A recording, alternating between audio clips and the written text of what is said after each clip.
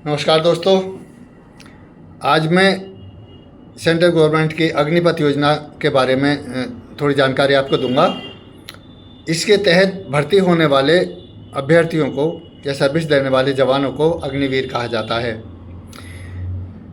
अग्निपथ योजना की शुरुआत 16 जून 2022 को सेंट्रल गवर्नमेंट ने की थी। कार्यकाल इसका टोटल 4 साल रखा गया है और जिसमें ट्रेनिंग का पीरियड भी शामिल है।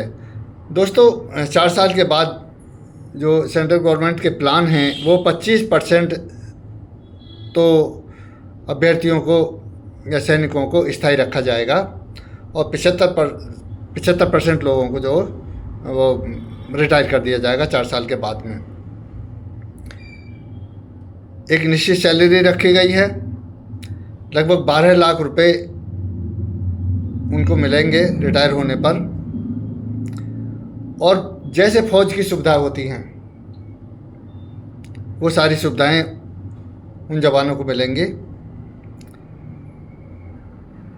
वीरगति को प्राप्त होने पर करीब 1 करोड़ रुपए उनको मुआवजा मिलेगा, कुछ सेंट्रल गवर्नमेंट की तरफ से, कुछ इंश्योरेंस कंपनी की तरफ से। इसके अलावा जो ये नेता लोग, विपक्षी लोग पब्लिक को डरा रहे हैं कि 4 साल बाद वो चौकीदारी करेंगे, गार्ड की नौकरी करेंगे। गार्ड क्या इंसान नहीं होते? वो भी तो देश का ही हिस्सा हैं, वो भी तो देश की सेवा करते हैं, वो भी तो चोरों से रखवाली करते हैं देश के माल की। तो गार्ड को तो ऐसे कह रहे हैं जैसे वो जो एक तरह की गाली हो गई हो। दोस्तों, इसके मैं कुछ फ़ायदे बताता हूँ।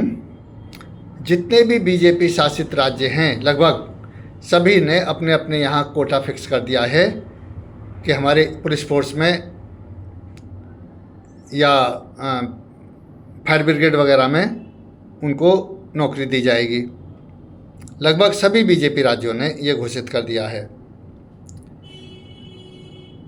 सेंट्रल गवर्नमेंट की जो सर्विसेज हैं, बीएसएफ हो गई, सीआईएसएफ हो गई, सीआरपीएफ हो गई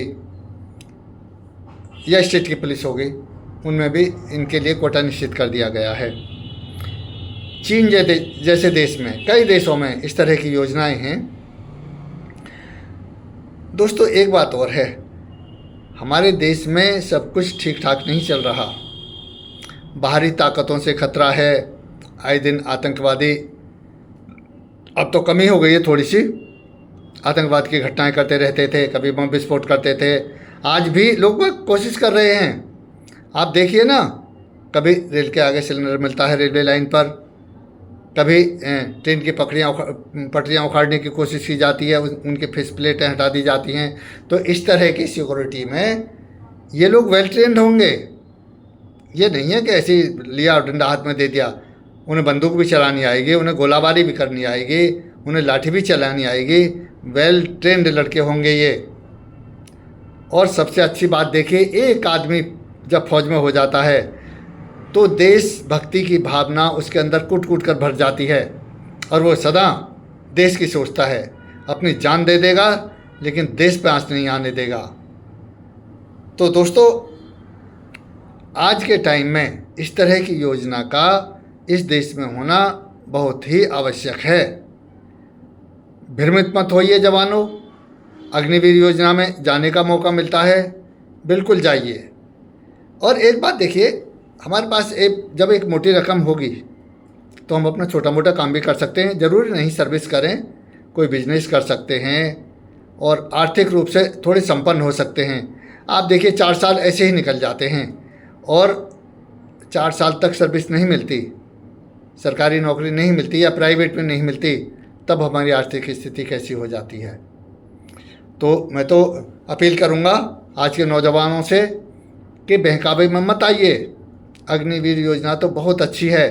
इन विपक्षी नेताओं को जो ये कहते हैं ना कि हम सत्ता में आए तो इस योजना को बंद कर देंगे, भाइयों, इन्हें आने ही मत दीजिए।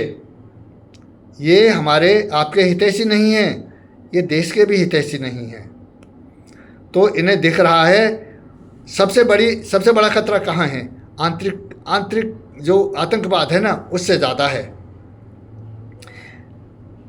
एक सरकार से मेरी और रिक्वेस्ट है कि जितने भी अग्निवीर अपने सर्विस पूरी करते हैं तो उनको हथियार के लाइसेंस और दिए जाएं।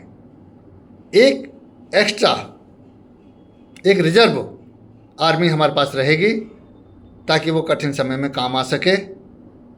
तो मैं तो बस इतना ही कहना चाहूँगा कि सरकार की अग्निवीर योजना बहुत अच्छी है, किसी के बहकावे में मत आइए और इस गवर्नमेंट का साथ दीजिए। यही उम्मीद करता हूँ मैं आपसे। धन्यवाद। नमस्कार।